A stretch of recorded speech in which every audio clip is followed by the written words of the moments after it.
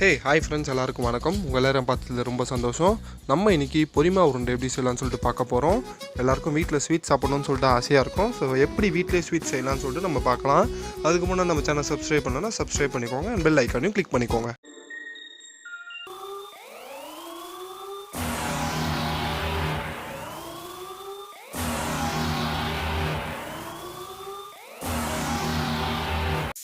Friends, இப்போ வந்து ஒரு 2 ஆளாக அரிசி எடுத்துக்கோங்க.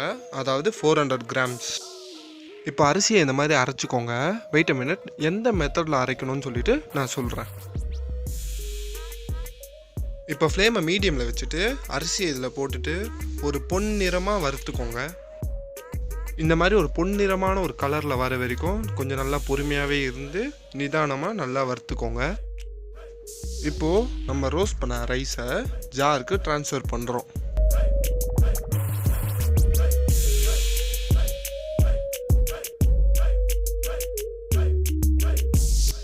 அதுக்கப்புறம் நல்லா பவுடராக ஆகுற வரைக்கும் நல்லா அரைச்சிக்கோங்க.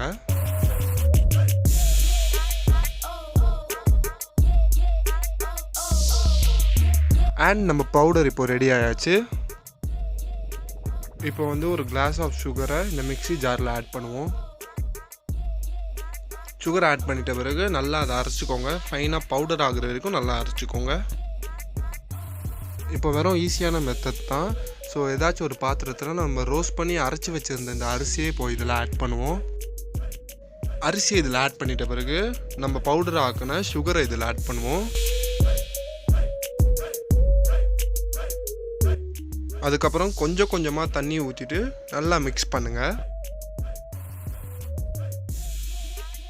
இந்த டிஷ்ஷெல்லாம் நம்ம ஈஸியாக செய்யலாம். அதுவும் ஈவினிங்கில் சூப்பராக சாப்பிடலாம்.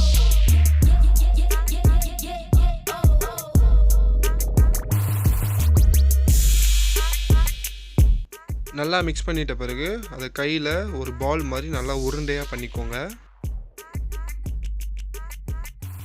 இதெல்லாம் ஜங்க் ஃபுட் இல்லை, நல்லா எனர்ஜி கிவிங் ஃபுட்.